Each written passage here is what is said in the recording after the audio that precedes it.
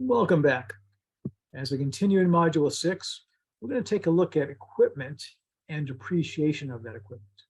Because right now, when we capitalize an asset, it sits on the balance sheet. And if it sits on the balance sheet forever, we never expense a portion of it. We're not essentially using it up, but we all know that things get used up. The car you drive isn't going to last 200 years or 100 years, probably 50 years. But the equipment, the machine you buy is going to be obsolete in a limited time. Some of that healthcare stuff, CAT scans, they do get impaired in value. Not only do they depreciate, but we might be talking impairment, which we mentioned it earlier. We're going to talk a little bit more about that a little later on. So let's go ahead and take a look at this particular module. And we're going to be applying capitalization and depreciation on the tangible assets, the stuff we can touch, not the intangibles, not the copyrights, the patents. Those are, as I said before, are amortized, not depreciated. But our fixed assets and equipment is depreciated. But there is one fixed asset that's never depreciated. It's called land.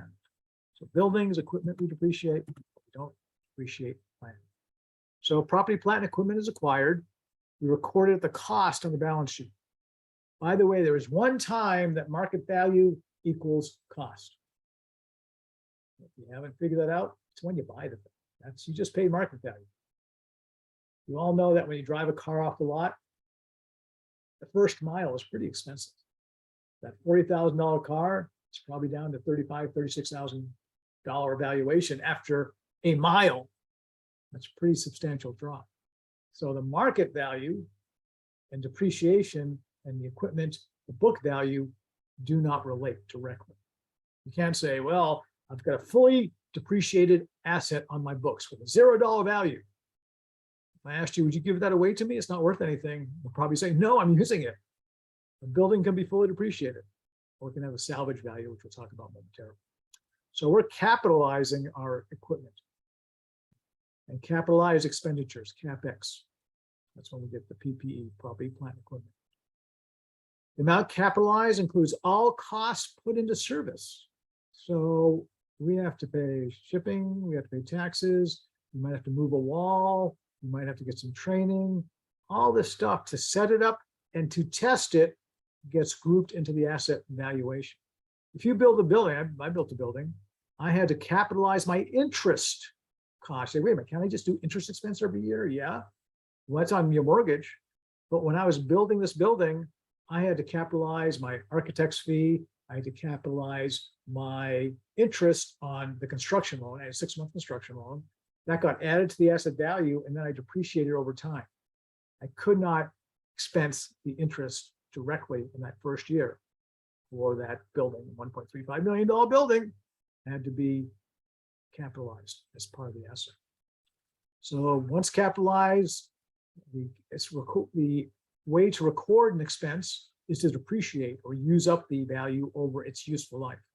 And that's an estimate. Does a building last 40 years or 39 according to the IRS? Does a car last 5 or 10 or 3? Again, IRS might have some ideas and the company might have some different ideas. So when you buy vehicles, you buy trucks, you buy equipment, you got to project. And those are estimates that are changeable down the road. So if you change them later on, you don't have to go back to the day I bought it and say, well, I thought my car was going to last 10 years, but I totaled it, so it only lasts 5. Or I said 5, but it really 3, I decided to get rid of it. You don't have to recalculate all the past stuff. It's prospective, not retrospective. You don't have to go back in time. Purchasing PP outright, companies often enter into long-term equipment leases instead. And the leases have special rules of their own. And the gap for leases recently changed pretty drastically. So what are the 3 things we need to know about when we depreciate an asset? Well, we start with useful life.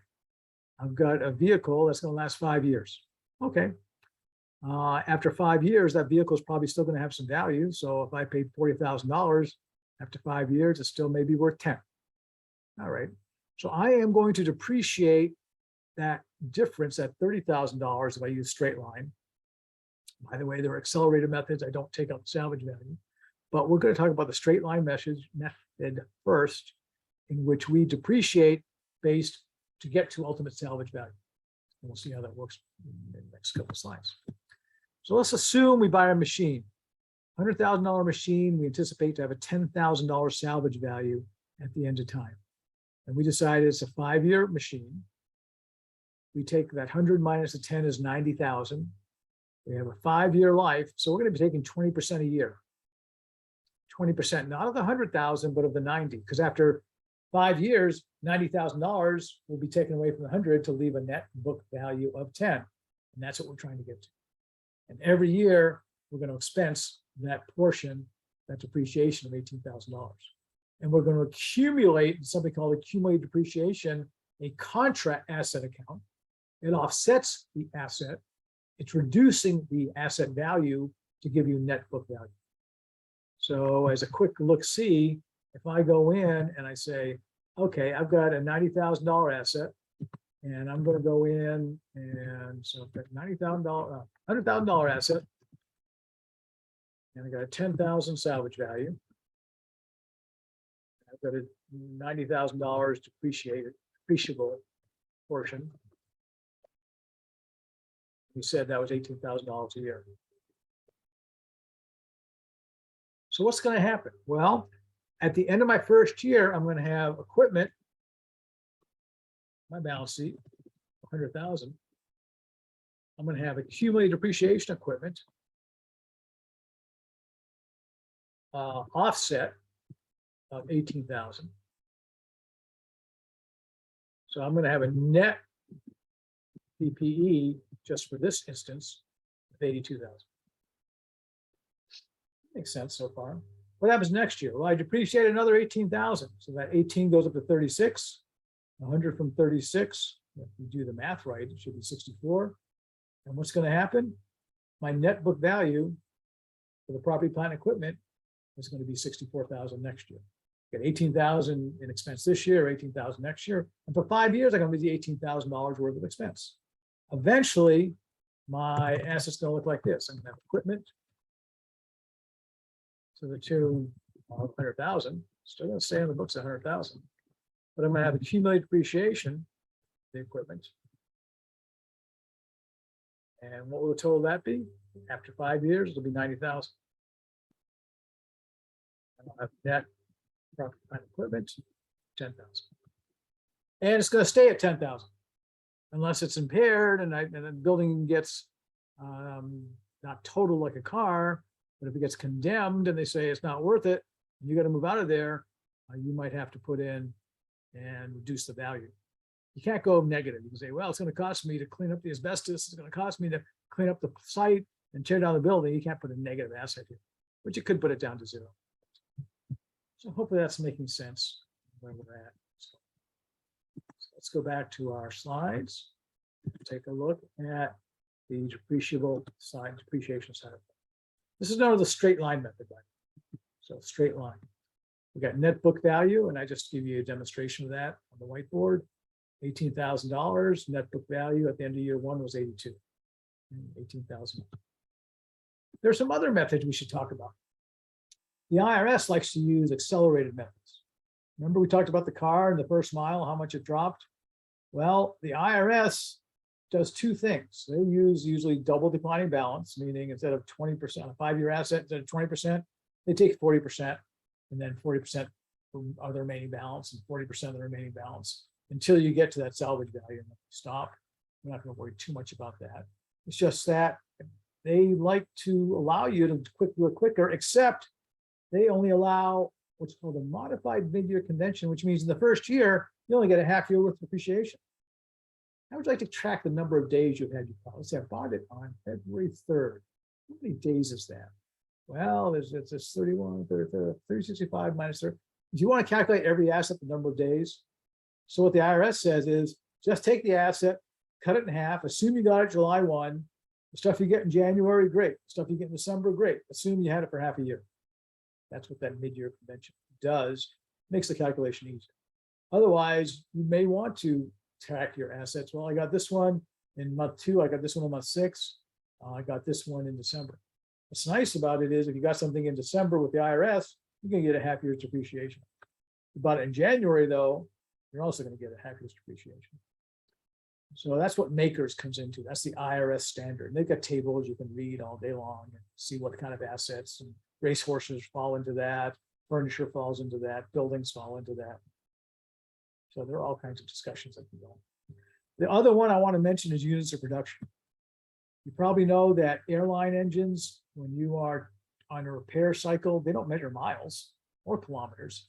They measure hours of use. Same thing for a truck that you are driving. Maybe you've got 1,000,000 miles that you can put on your tractor, on a tractor trailer. Well, the tractor, if you went 100,000 miles out of 1,000,000, you used up 10% of it. If you went 500,000 miles out of 1,000,000, is a year, you used up half of it. So what's going to happen? You actually, instead of using a time period, use a units of measure, could be hours, could be miles, or whatever else is useful. And you also take out the salvage value to do that. And again, with the accelerated depreciation, you don't take out salvage value. Then we have R&D, facilities, and equipment. The equipment, we said R&D, well, don't we expense that right away? And the reality is, yes, there's research and development expense, wages, materials, all that stuff is expensed right away. But what happens if this is a building that by nature could be used for other things? And maybe we intend to. Well, we have to capitalize the cost associated and take depreciation of those buildings. Only R&D facilities and equipment that are purchased specifically for a single R&D project and have no alternative use are expensed immediately. So we may have all kinds of equipment that we purchase, and if it's just for that project, great, we can expense it. If it's multi-use stuff, including buildings, we cannot and do not expense it right away. R&D costs do create future benefits and might seem to be assets, but the measurement uncertainty prevails. So we're not sure how long it's going to last us or what good it'll do for us for what period of time. So we do not capitalize the other R&D costs. We expense those right away. So that concludes this portion of the module, and I will look forward to seeing you again very shortly in the next module, the next portion.